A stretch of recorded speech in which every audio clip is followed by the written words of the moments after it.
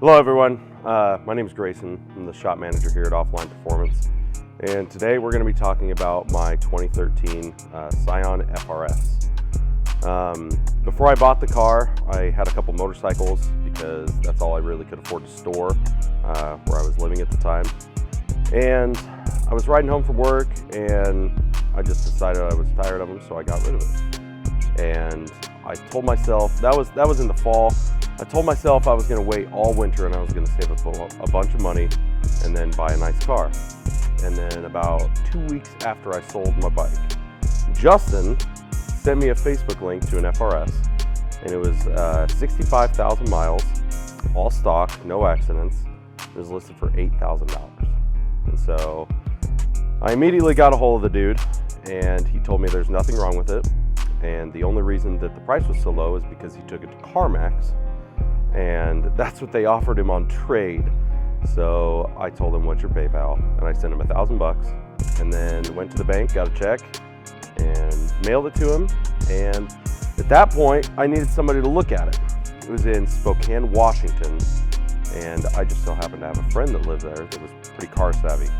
And so he went and picked up the car for me, test drove it, checked everything over, put it up on his lift, and he called me back and he said, dude, if you don't buy this thing, I'm going to. So he took delivery of the car for me, and I flew out there and drove it all the way back to Omaha, where I was living at the time. And so it worked out to be around 1,500 miles over the course of 2 days. It was a really long drive to do solo, but we got it done. After I got it home, I hit up Justin and I said, I want to get some stuff for it. At this time, I had really no relationship with Off the Line. I knew Cole from high school, and I knew Justin from drag racing events and stuff like that. And so right away, we got a cat back on it to get rid of the stock exhaust. It was way too quiet, and it really snowballed after the cat back, to be honest, because I told him I kind of wanted to boost it, and Justin said, well, you can either get a really cheap kit that'll get you a very small amount of horsepower and not be able to be upgraded, or you can get a really nice kit and you can upgrade it later. So I said, well, if we get the nice kit, we might as well build the motor then, right? And so Justin, being the catalyst, said, yank the motor out and send it to me and we'll build it. So I yanked the motor out, brought him the motor, he sent it to Outfront, and as soon as it got out there, it snowballed even more, because we went closed deck, half-inch head studs, pretty much everything you could currently do to that engine, we did right away. And then the P&O Motorsports turbo kit showed up with the 5858. Got it all put together, got some other stuff, comp twin disc, flex fuel stuff, and brought it to the dyno, and it blew up on the dyno. Probably something I did. I think that I might have messed up one of the direct injector seals. So right away we had a battle as soon as we put the car together.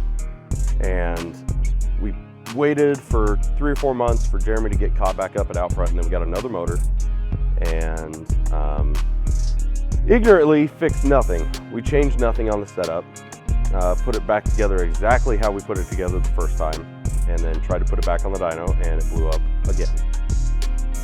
So our 2 motors in, and I have driven the car 0 miles, basically, other than just braking, putting around town. And at this point, we really took a step back and tried to figure out what was wrong and what we were doing wrong, because people had achieved this horsepower before. It made 570 horsepower while destroying the engine on the dyno. And so we took a step back and we looked at the turbo kit and like things that we could change that would possibly help the engine live.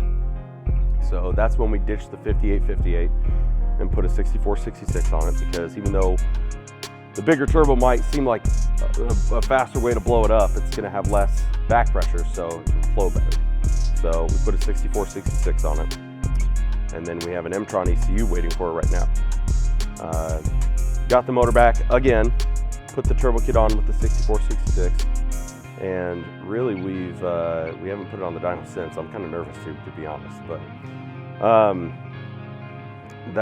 that's pretty much it on mine. It was, but I mean, the most important part about that car and me getting that car was it allowed me to create a relationship with Justin and Cole, and that's why I love it so much, because I don't really think I'd be here today without it. Yeah.